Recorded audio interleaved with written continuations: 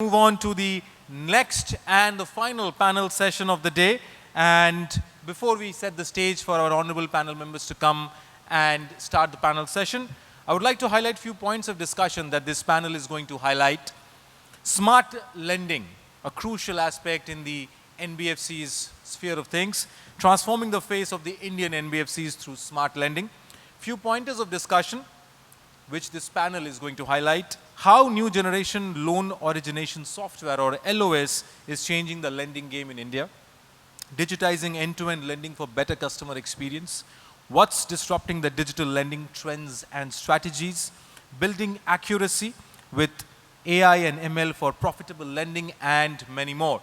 So without taking further time, ladies and gentlemen, please help me welcome the honorable panel members for this panel session. In the order of the sequence, joining us first, we have Atreya Rayaprolu, CDO from Ashv Finance. A big round of applause for Mr. Atreya. Welcome to the panel, sir. Please have your seat. Joining next in the panel session, ladies and gentlemen, we have Siddharth Purandare, Head of Credit Risk SME Lending from Edelweiss Financial Services. A big round of applause to Siddharth. Siddharth, welcome to the panel. Please have your seat. Joining next in the panel, we have Ms. Irem Sayeed, Chief Credit Officer from Ugro Capital. A big round of applause to Ms. Sayeed. Madam, welcome to the panel. Please have your seat. Joining next in the panel, ladies and gentlemen, we have Mr. Abhinandan, Sangam, co-founder and CTO from Finzy. A big round of applause to Abhinandan. Abhinandan, welcome to the panel. Please have your seat. Joining next in the panel, we have Mr. Dheeraj Mittal, Chief Operating Officer of Hiranandani Financial Services. A big round of applause to Mr. Mittal. Sir, welcome to the panel. Please have your seat. And now, ladies and gentlemen, I would like to call on the honorable moderator of the panel, Mr. Anil Pinapala, CEO of Vivifi India Finance. A big round of applause to Anilji. Anilji, welcome to the panel. And a fantastic panel of experts here. All over to you.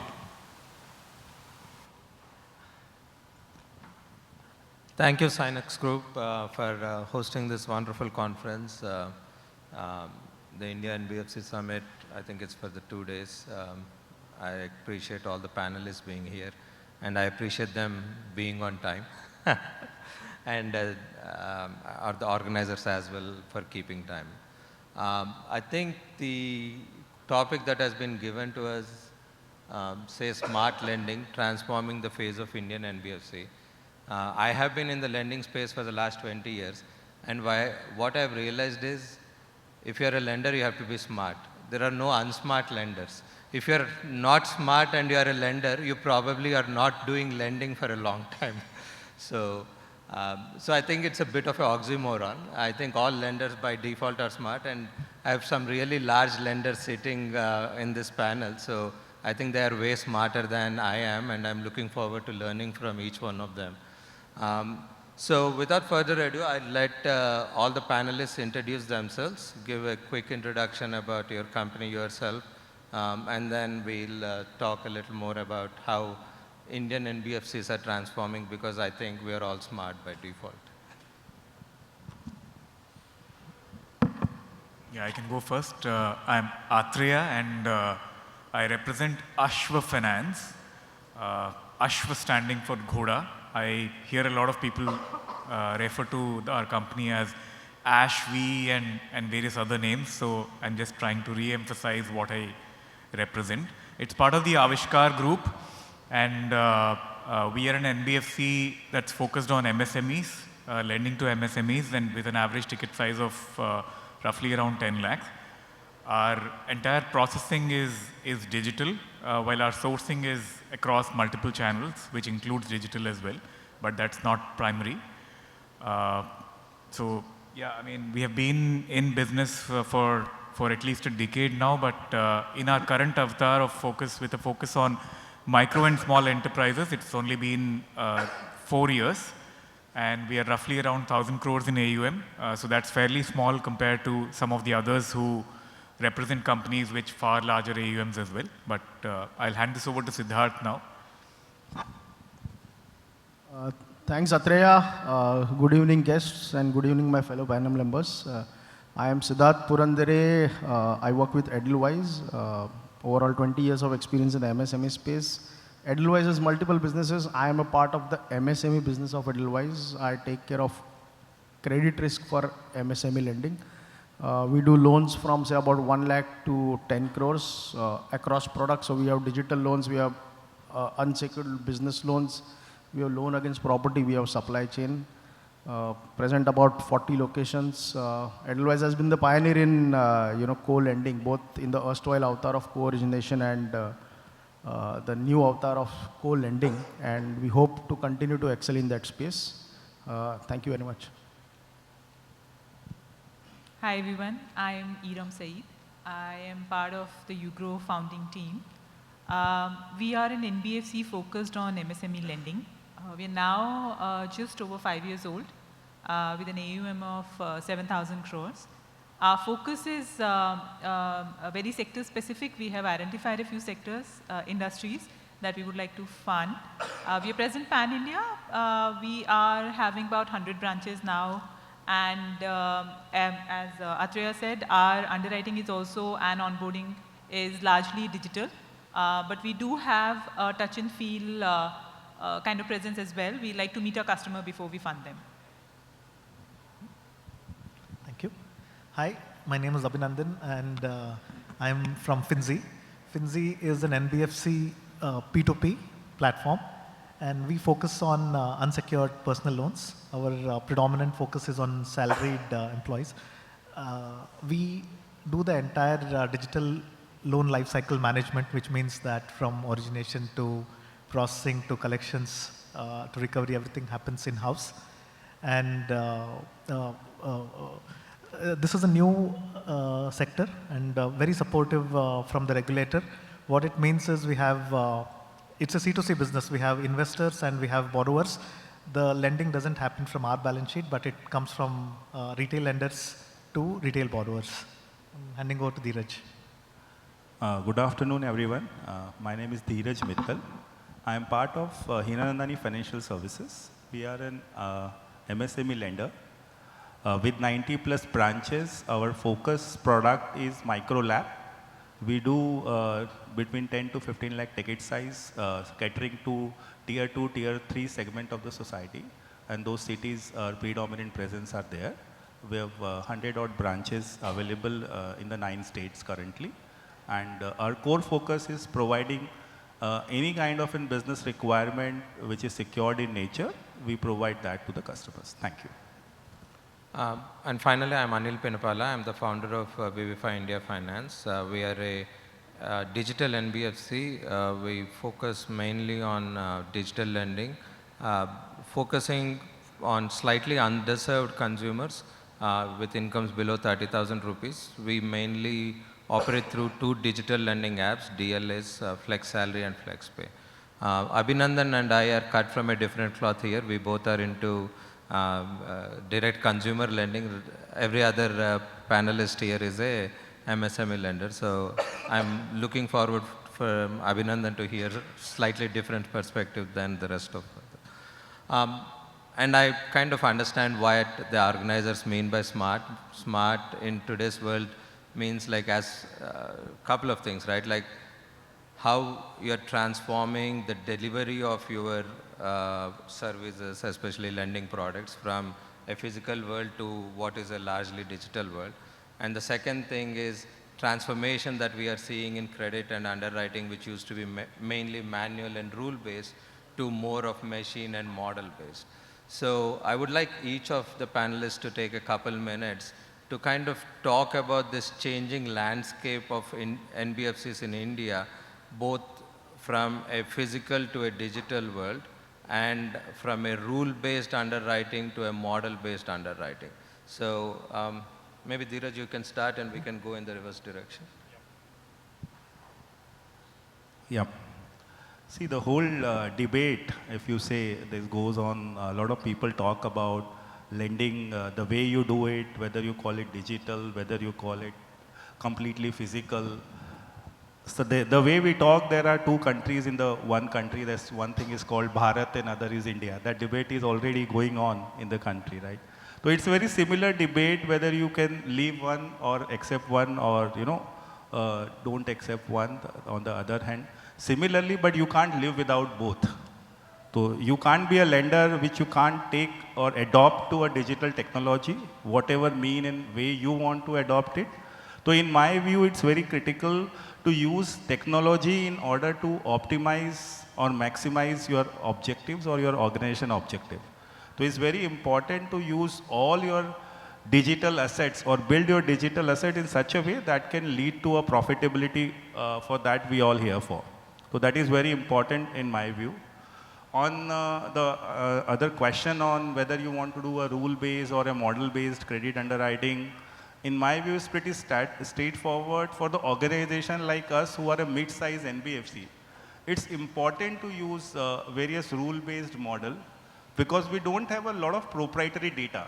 And while the organization which has a lot of proprietary data, like large organization having a large book, they can build a model on their own, or the multi-dimensional product like the banks or the large NBFC which has multiple customer product, or which have multi liability product, which have asset product. They have large set of data which can be used to build various data sets or various data model and used in underwriting. While on the other hand, the new end lenders which are using public information like a bureau data or a bank analysis or a GST data, which is a very dynamic data, so you can't build a static model on that. So that from that perspective, in my view, we should use the rule-based model. That will be my take on it. Yeah, thank you. Abhinandan? To start with the whole physical versus digital, we being on the peer-to-peer platform side, always it's been on the digital side of the journey for us. But as we started growing, we realized that there are certain aspects which will take time to bring in the complete automation. So that is where we decided that let's not build features and products for the sake of it, but let's try and solve the use cases, and as we have data and as we see scale, that is when we try and automate. But to be honest, what happens is once some of these features are parked for a later date, it just keeps getting pushed. But when COVID happened, we realized that there is no other way, but there are a lot of aspects, whether it was the PD or whether it was the in-person verification, you had to do it automatic. And overnight when we adopted to that, we realized that all this was possible without making massive investments. And that is when we realized that some of these could be low-hanging fruits. And we started focusing a lot more on solving those problems genuinely using technology. And ever since we have started also seeing the adoption, we were a little worried that if we move some of these aspects, whether it is things like uploading a bank statement versus a net banking login fetch that you can do for analyzing the bank transactions data, you will have to be a little empathetic, careful towards customers. You can't switch to 100%. You need to try out small segment of data, and you need to keep an option that's available for some section of data which is not comfortable or which do not have access to. But over a period of time, when you validate this and when you open those channels, I think moving to digital obviously helps in faster turnaround times, reducing costs, and that is what our learning has been. Coming to the second part of the question, which is more around rule-based versus model-based, I agree with Dheeraj where we are still in the early stages. AI is turning out to be extremely powerful. We do not have enough data. We also need the ecosystem to evolve, and probably over a period of time, stronger models will evolve. But at this point of time, rules are what is helping us at Finzy too. And one thing that we have been able to do is, again, using technology, because it's a C2C business, it's many-to-many relationship. What I mean is, if an investor comes onto Finzy and invests, let's say, ₹1,00,000, that goes into not just one borrower who is borrowing ₹1,00,000. That borrower is going to get only, let's say, ₹1,000. So ₹1,00,000 from an investor is distributed across hundreds of borrowers, which is what the crux of peer-to-peer really is, reducing the risks drastically and at the same time trying to enhance the returns. Now, because it is solved by technology, tomorrow when we have scale, we can reduce the exposure instead of ₹1,000 of a lender to a borrower to ₹100 or even to a ₹1 thing. So that is where we feel risk models, the credit rating models and all will evolve.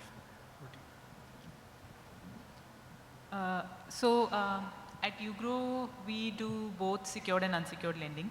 So I'll divide this answer into two parts. To start with, over my 2 decades of experience in credit, I have seen the change that has happened in lending business.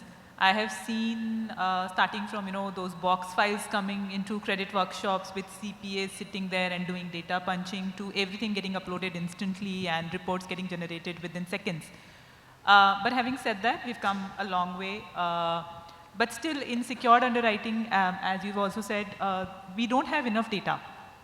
So when it's about having a collateral which is coming to you as security, evaluating that collateral, analyzing that collateral, we've not been able to form any very worthy models or very trustworthy models. Whereas on the unsecured side, we've been able to do a lot of things. We've been able to frame a lot of models for different segment of customers, for different ticket sizes, for different risk bands. So in unsecured, the progress has been good. But in secured, we are still trying to work out a lot of things. In secured also, on the eligibility side of underwriting, we've been able to frame models and create scorecards. But on the collateral side, still a lot of work needs to be done. Siddharth. Thanks, Irem. So two questions is what, one obviously is physical versus digital, second is rule versus model. So see, my view on the physical versus digital is it also depends on the customer segment that you operate. So while we operate in MSME, if you ask us, we would ideally want everything to be digital because it's more efficient, it gives a better customer experience. But then the ecosystem also has to evolve, because tomorrow if I'm going to a proprietor and asking him to give me some 10 consents so that I can fetch his ITR and GST, he has to be aligned to that, because he's more used to a paper-based system where he would say, Acha, you take this paper and give me whether. So I'm saying that ecosystem has to evolve. So currently we are more on phygital, but we're trying to see wherever we can push digital, because obviously it helps us. We get a lot of data from source. We can capture a lot more data because it's digital. So to answer the question between physical and digital, in the current ecosystem that we are, phygital is the current way, but eventually it will move to digital because a lot of formalization is happening, a lot of upskilling is happening, on a lot of tech savviness is increasing. So I am sure eventually we'll move to digital. Second, on the rule versus model, I think we can't run in silos, that either rule-based or either model-based. Eventually we have to do both, because what we have observed is models work on a specific population. So just to give you an example, let's say if I define my customer segment as any customer with a turnover of 50 crores and I build a model, but tomorrow that model may not work if I start sourcing customers of 500 crores. So I think the rules typically would help us to identify a broader customer segment, and then eventually model will help me to find niche within that customer segment where maybe we think there is a match for our risk appetite. So I think rule, model both have to go hand in hand. Further, as maybe Irem mentioned, on the secured side or on the loan against property, typically the ticket sizes are large, the tenors are also longer. There, I think the models can be more of a gating criteria, because as you increase the ticket size, there are a lot of nuances that come into play. It's more from a macroeconomic factors, industry, specific to whether it's a manufacturer, trader. So I think that nuances typically may not, a model, unless it's very detailed, industry specific, filled with the nuances, it may not be able to guide. So I think on a larger ticket size, longer tenor, it will be more of empirical based, rule based. Model definitely would act as a grading criteria. Thank you. Atreya. Thanks. So in short, I think what I heard Siddharth say is, as you go larger in ticket size, it's likely to be more rule based. But if I have to draw an analogy there, what struck me was, if we have to select candidates, if we have to hire 500 software engineers in, let's say, a few months, you are likely to use maybe methods and means which are more machine-based, at least to shortlist, may not be interview. If you are hiring mid-level candidates, you will probably go ahead with interviews and you will actually go ahead and assess as well. But if you're hiring a CEO or maybe a CTO, you will ensure that you will use all methods possible. You will possibly use all kinds of written tests. Maybe you will have third-party agencies do the assessment. You will also have to do an interview. You will want to assess the candidate. So if that analogy can be drawn here, so as you go higher in ticket size, which means your risk of a particular loan and the impact of that on the organization starts increasing, you will use any and all methods possible to assess the candidate, in this case the customer. So, in short, I mean, is a model able to capture everything possible from a risk standpoint? Absolutely not. So irrespective of what you do, how many ever features you develop and how many ever, I mean, you may come up with 7,000 features, 10,000 features or 1,000 features, it doesn't matter, and reduce it to maybe a 20 parameter or 20 variable model or a 30 variable model. Irrespective of that, there will always be factors beyond that model which will affect the creditworthiness of the customer. Plain and simple, I mean, if you go to a candidate or a customer, you might have maybe banking data, GST data, financial data, everything you have put in to assess the customer, but tomorrow somebody in the family might actually suffer a stroke and all his expenses might actually go into catering for that health condition within the family, which the model that any organization might have built might not have been able to capture, right? So in short, obviously it is practical to, I mean, incorporate as many methods as possible, but it should be placed in context. If, let's say, the business allows the viability, then you will incorporate all these methods. But if it is not viable and you want to scale at the bare minimum cost, you will use methods which are rule-based and model-based. Now, if it's a question of rule versus model, I don't think there is walking away from the fact that we will start using models more and more heavily as more and more data gets available to each and every organization. Obviously, it's a function of the amount of data that one has within the organization, but as the volume of data increases, you cannot walk away from having models working for you in addition to rules which are defined policy conditions. So we're talking about models that can categorize customers and segment customers based on risk, based on which you can actually price risk, or based on which you can actually derive, let's say, the amount of the loan amount, or et cetera, right? So it's not one without the other. I think it should be placed in context, and depending on the context and economics, you take decisions on what you use for which situation. Thank you, Atreya.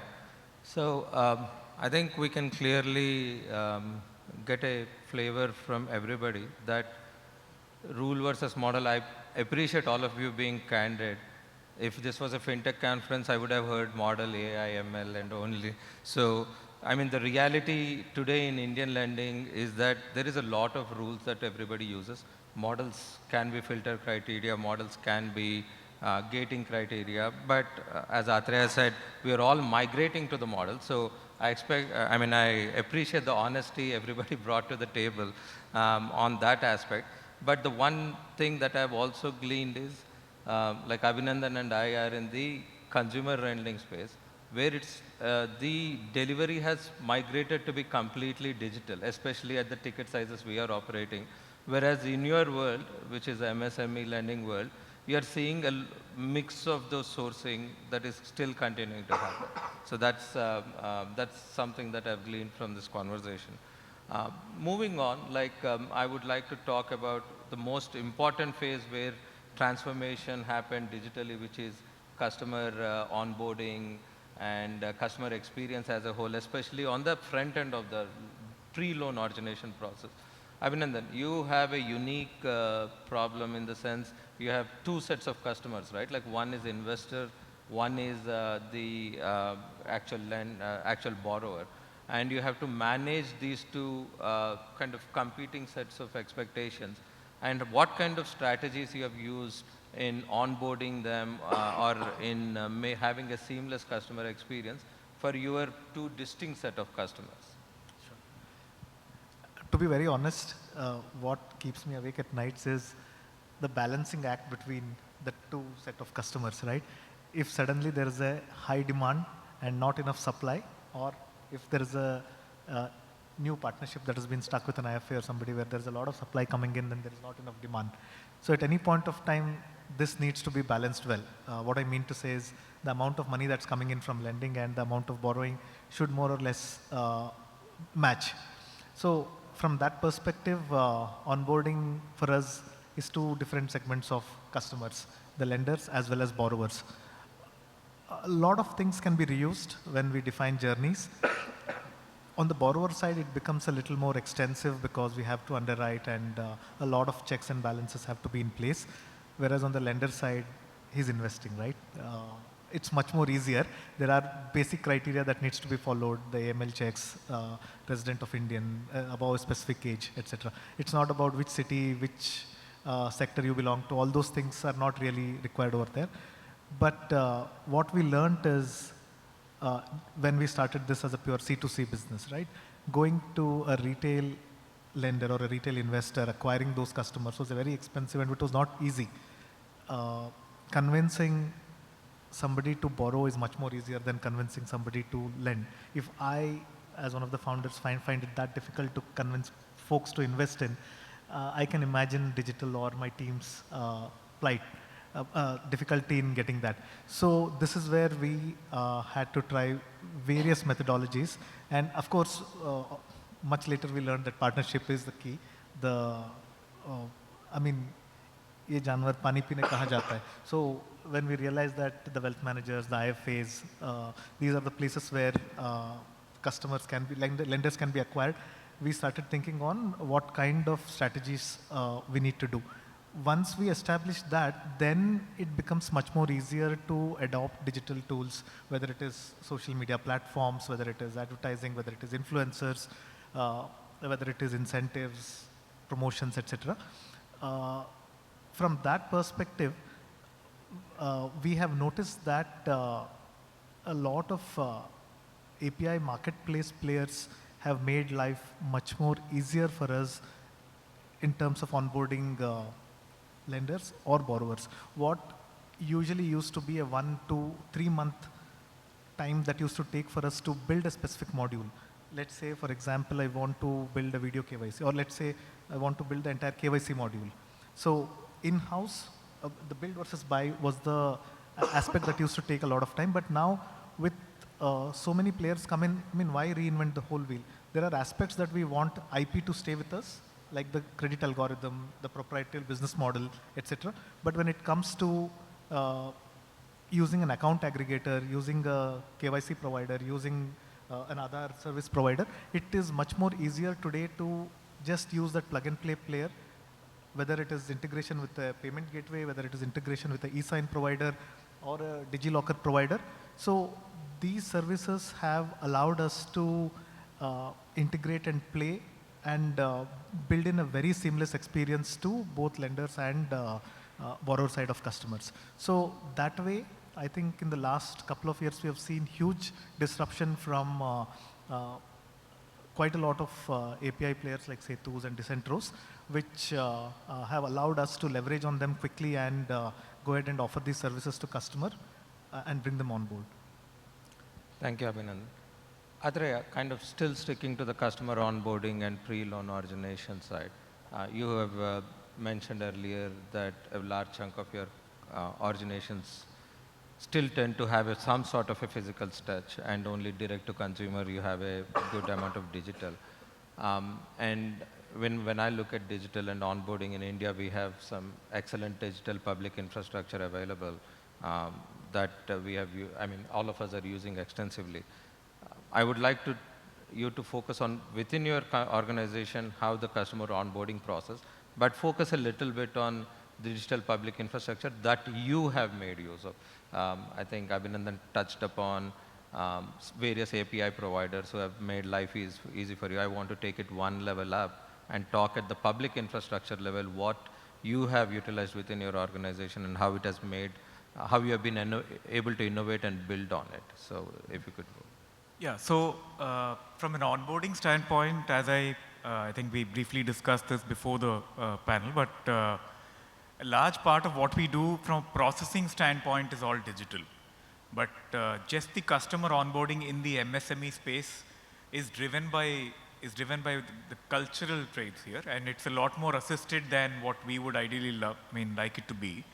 And so there are a lot of other factors that are at play, which ensure that the MSME customer does not have a direct to customer journey, as in an end-to-end journey, like in the case of a personal loan.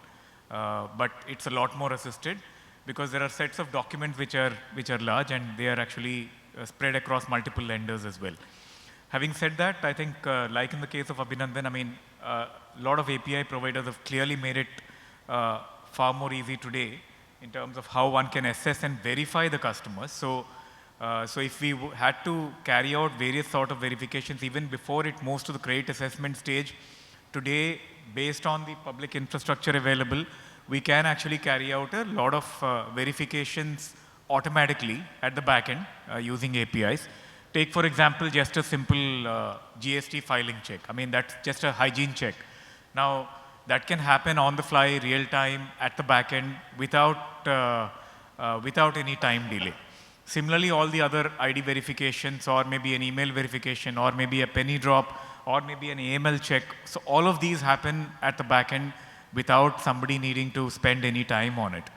Having said that, you had mentioned, I mean, the digital public infrastructure. I think that has been quite a disruptive sort of movement here. I mean, in terms of paradigm, I would say it is very, very different from what it is in the Western world.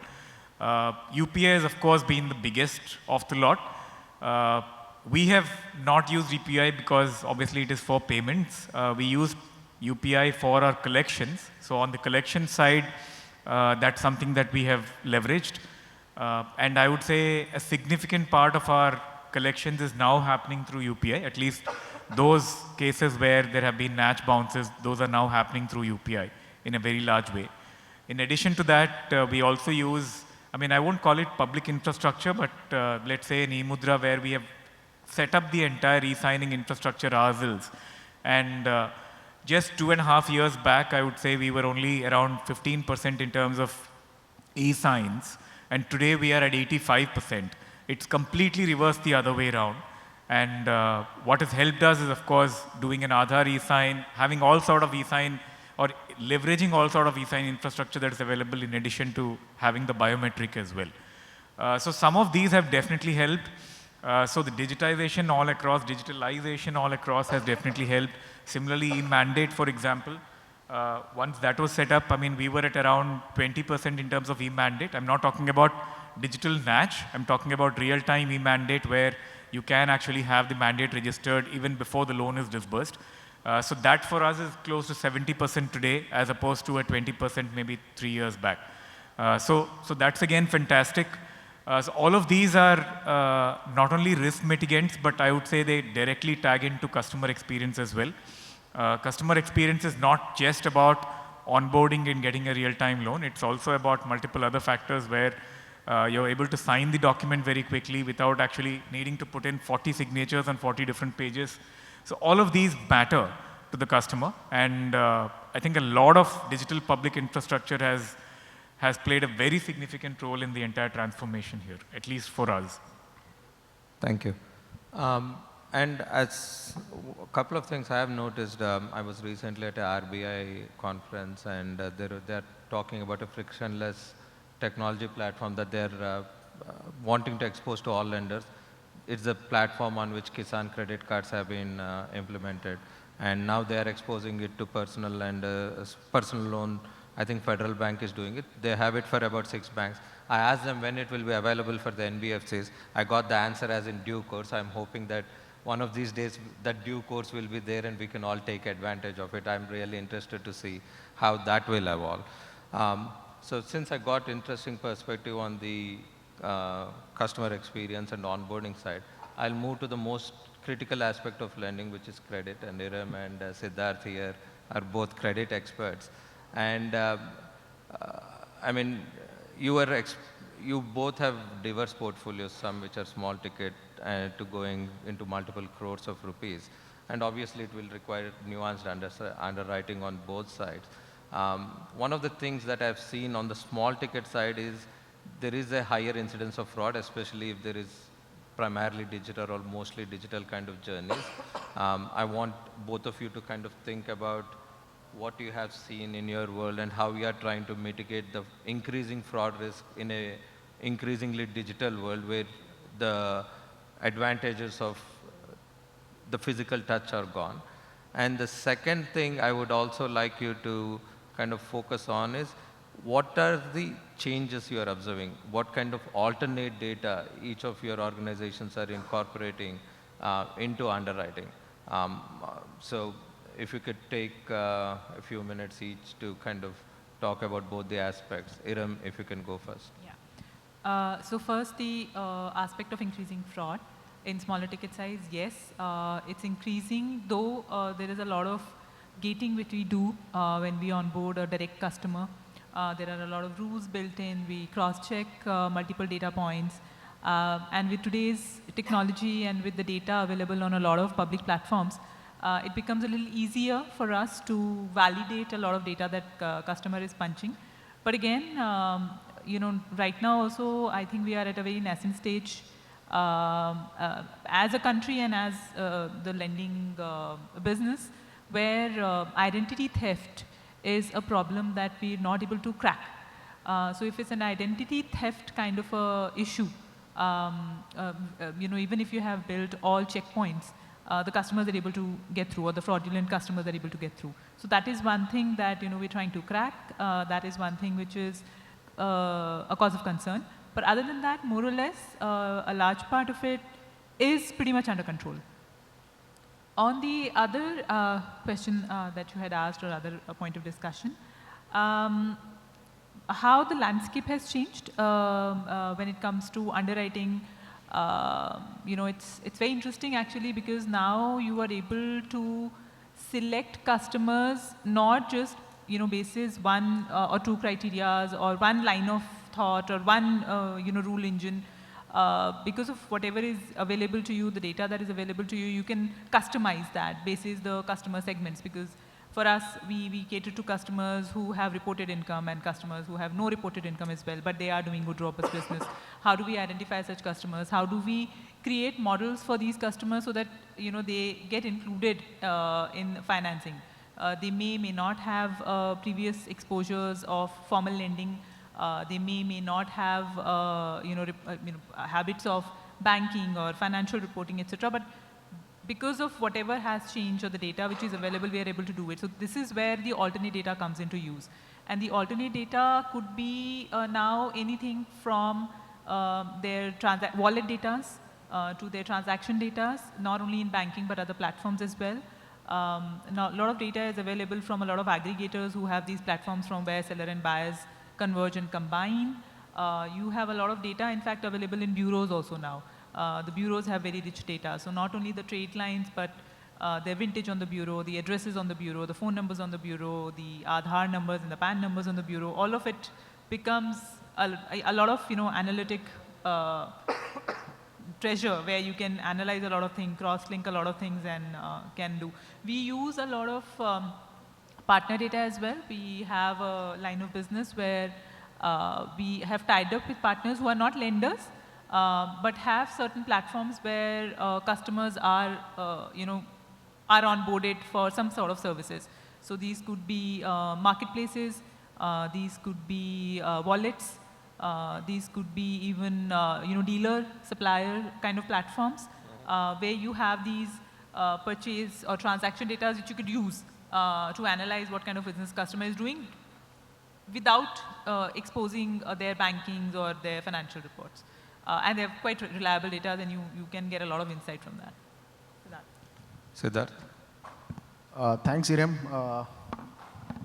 So Anil, basically, you know, the first part on the fraud and all the stuff, see, we look at underwriting as a specialist, maybe a doctor job, you know, a specialist surgeon.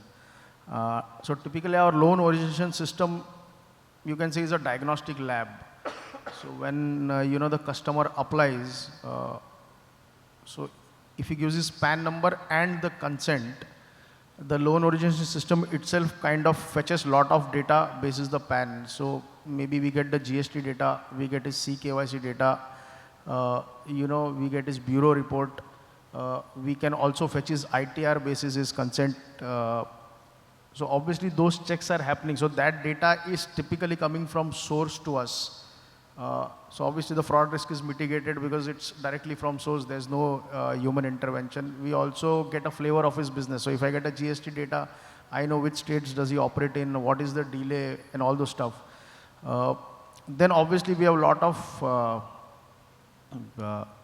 AML and all those triggers which are inbuilt in the system. So we have some softwares which eventually will tell us whether he was, he had done some fraud somewhere or somebody had rejected the loan. So there are a lot of AML and fraud triggers which are inbuilt. Obviously there's a lot of automation also. So even if the customer gives me a scanned document, it's automated and the output is thrown. So I think the LOS typically is a diagnostic lab when it comes to, and when it comes to the underwriter, it typically shows a one-pager summary of the case, which obviously which has looked at a lot of sources and eventually throws out red flags. So for example, his bureau, okay, this could be the red flag. Maybe the GST data and the banking is not corroborating. So this is the red flag. So when the underwriter typically looks at it, he knows, okay, these are the 3 red flags which eventually he has to look into. Obviously, it helps the underwriter in faster decisioning because then post that when he has a conversation with the promoter or the owner of the company, he knows, okay, what are the red flags typically, what do I need answers to, what do I need mitigants to. So I think eventually this is where, technology is played an important part, plus the government push on, formalization. So when I think Atreya or Irem mentioned on the account aggregator piece, I think that is also going to help us because it's going to simplify the overall process. Government push on formalization, running some subsidy schemes on you getting registered on Udyam and all those things. So eventually the ecosystem is going to evolve. This is going to be the go forward way is what we believe.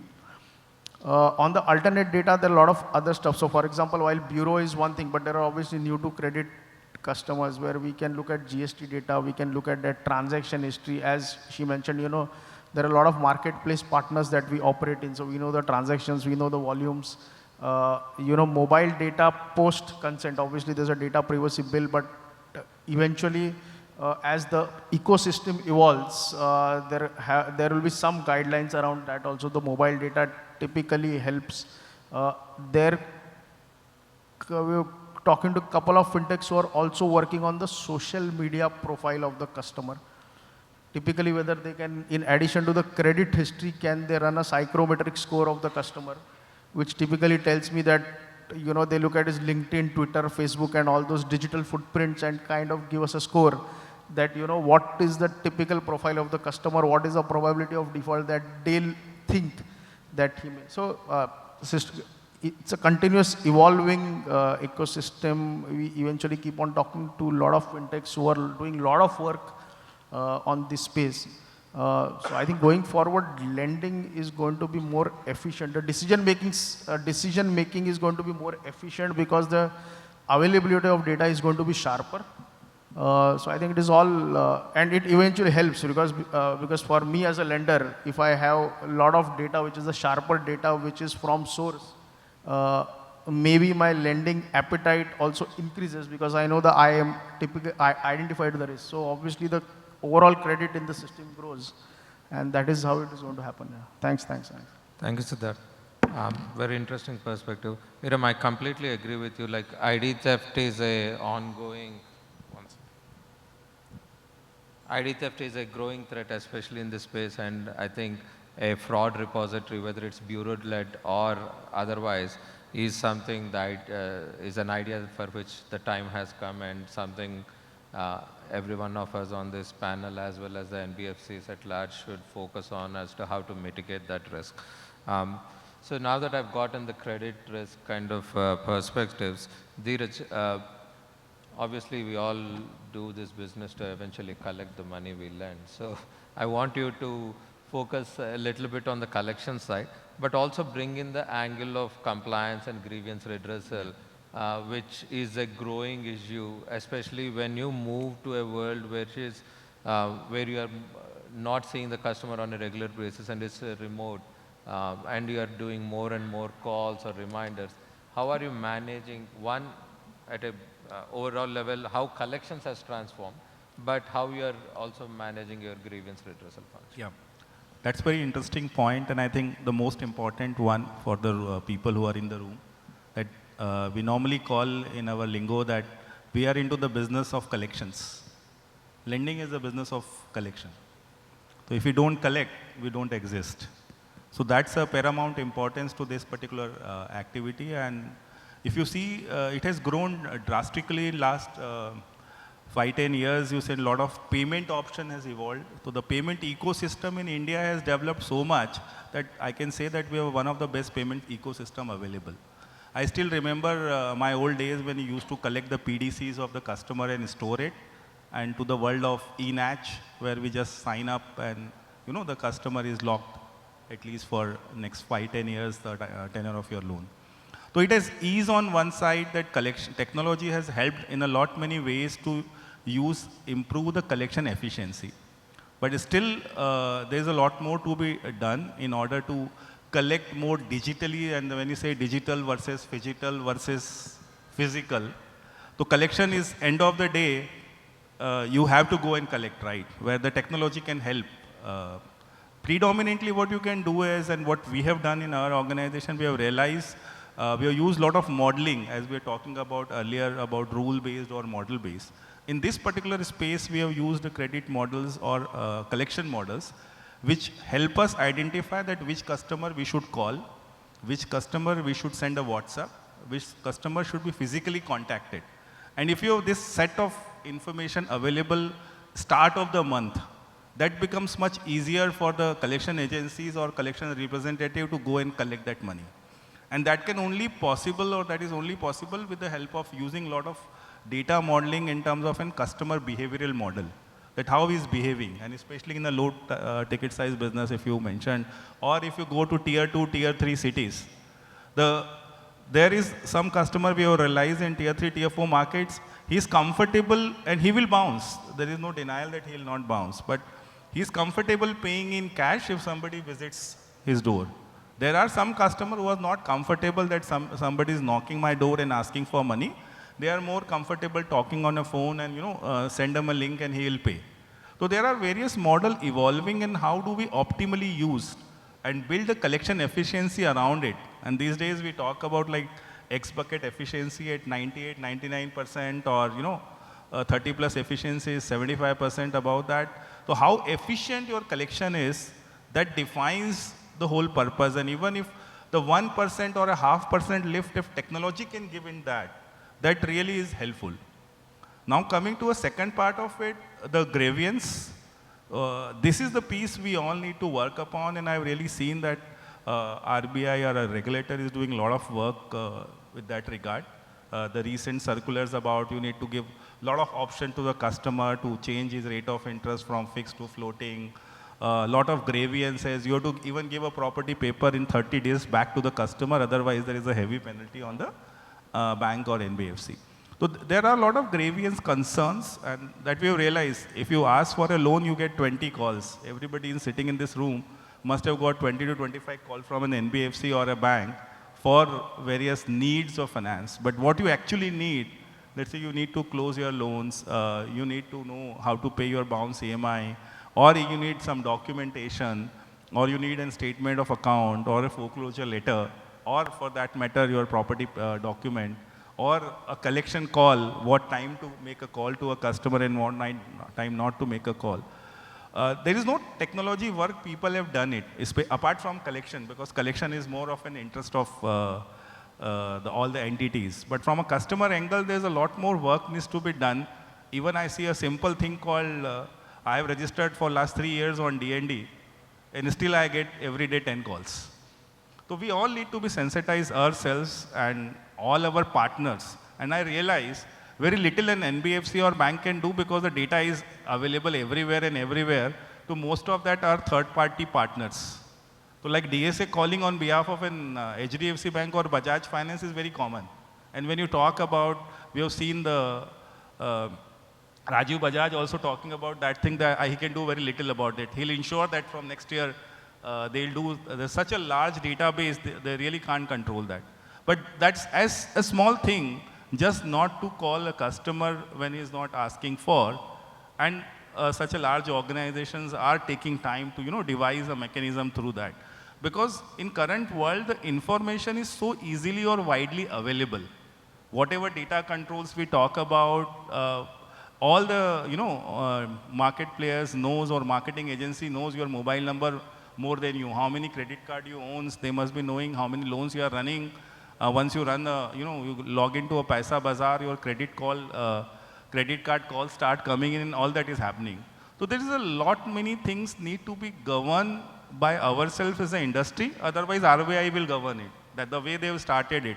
Let's say you have to give the document back to the customer in 30 days. You have to give an option to customer to move from a fixed to flexi loan or a flexi, floating rate interest to a fixed rate interest loan. So all these choices, if we develop ourselves, we can create a product out of it.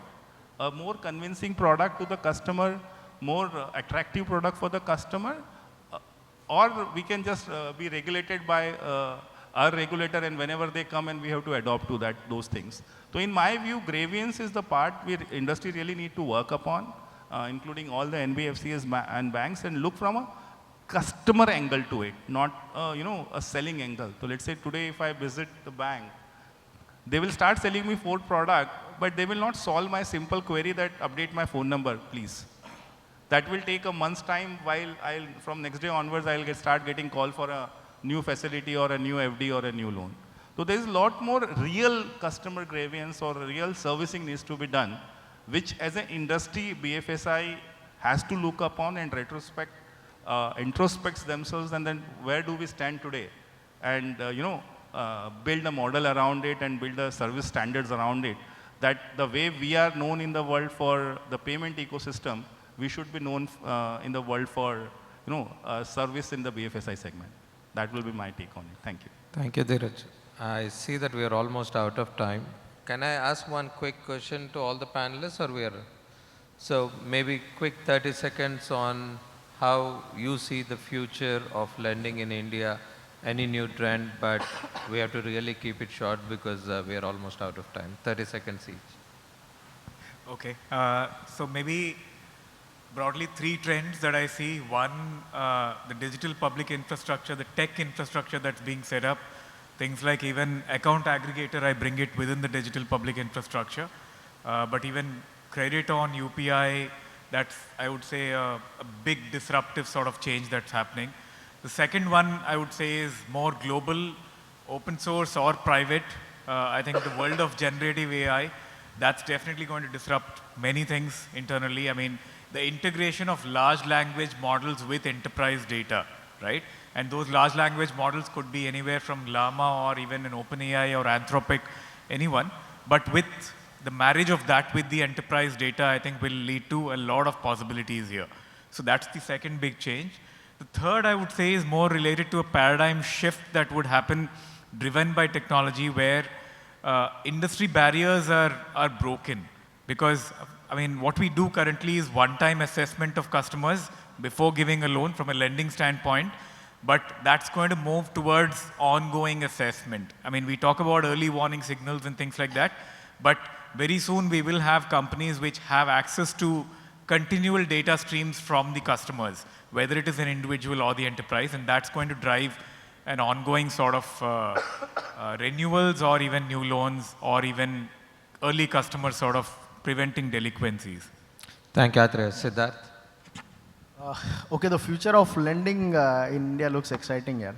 With Atreya mentioning this digital public infrastructure, availability of data, easy data, quality data, I think we as lenders would be more happy to go to segments that we have not ventured into. So maybe some unserved markets, some underserved markets, because obviously a lot of formulation will happen, data will come in. It will be more efficient to reach out to those customers. So I think there is demand definitely. Even now, it is just about how do we reach the customer, what kind of risk appetite do I build in. So when I know that, okay, now I have lot more knowledge on the customer, I'll be willing to lend. So I think it's just the beginning with the kind of digital push and formulation happening. I think it is only going to be an exciting space to be in. Thanks. Thanks, Siddharth. Irem? I'd say only one thing, which we are experiencing internally at UGRO right now, which is co-lending. I see co-lending, going the big way in next few years. Everybody is testing the waters right now. PSU banks are more aligned compared to your large private sector banks. But I see the landscape changing very quickly with a lot of integration available, with a lot of now digital mode of and very non-subjective kind of lending happening. I see co-lending growing by leaps and bounds in next 10 years maybe. Abhinandan? I would agree with Atreya. The ever-evolving digital public infrastructure is phenomenal. So I see definitely a very, very good times coming in lending for us. In fact, if you notice, every big company is getting into it, whoever has not been in that. In addition to that, I think embedded finance is the way to go, and everybody is experiencing it, the partnerships and how you can co-own the customer. And the last piece I see is the evolution of AI, not just in getting customer insights, but also genuinely helping customers in terms of identifying what all cards are being used, which needs to be stopped, which loans are not required or that needs to be closed. So genuinely having some kind of registry where customers can be aided to enhance their credit scores better and reduce the frauds is the way to go. Thanks, Abhinandan. Dheeraj? Yeah, see that's an interesting thing, that digital or phygital, as we started our discussion, that will coexist or evolve over a period of time that we see. So as on then, technology is something, whether we say or not say, we have to adopt, and the adoption is the only way. So whether it's in NBFC space or otherwise, so technology has to be adopted if we have to exist in the business. So if an NBFC or a BFSI has to exist in the competition, in the business, you have to adopt to the technology available. Because, and everybody talked about that public infrastructure, because that is available to everyone. So it makes a lot of sense to use an available public infrastructure, and the winner will be one who makes the best use of that particular infrastructure and make technology as an enabler for their business model. Yep. Thanks, Dheeraj. When I see 500 million people in India below 20 years old. In the next 20 years, they are all going to be our customers. So I see unlimited potential and exponential growth. And I hope we all get an opportunity to service this young and burgeoning India. Thank you. Thank you so much, panel members. A big round of applause, ladies and gentlemen, for the Smart Lending Transforming the Face of Indian NBFC panel. Wonderful discussion we had with all the panel members sharing their viewpoints, and wonderfully moderated the panel by Mr. Anil. Now, I would request Mr. Vinish Shah, Chief Business Officer from Craft Silicon, to kindly come on stage and felicitate our honorable panel members.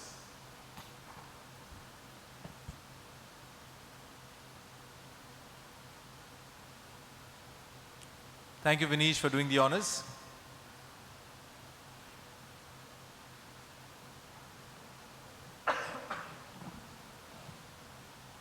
We'll start with Mr. Rayaprolu.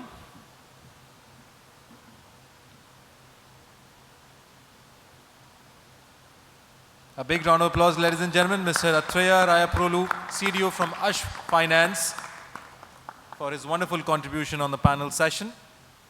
Moving next to Mr. Siddharth Purandare from Edelweiss Financial Services. A big round of applause for Siddharth for his wonderful contribution in the panel.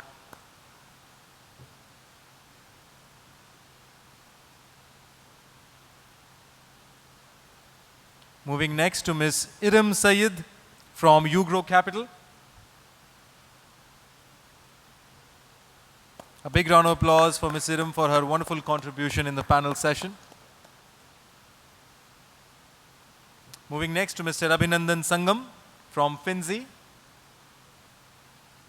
A big round of applause for Mr. Sangam for his wonderful contribution in the panel session. Moving next to Mr. Dheeraj Mittal from Hiranandani Financial Services.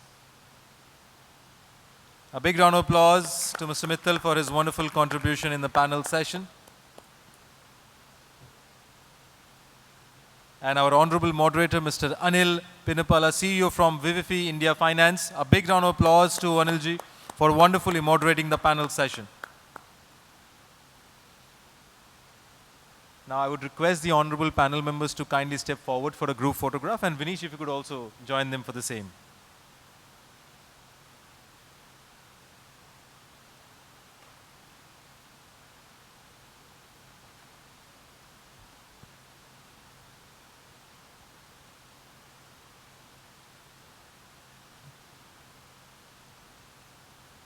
A big round of applause once again, ladies and gentlemen. That was the final panel session of the day, and a beautiful session we had with this expert panel members.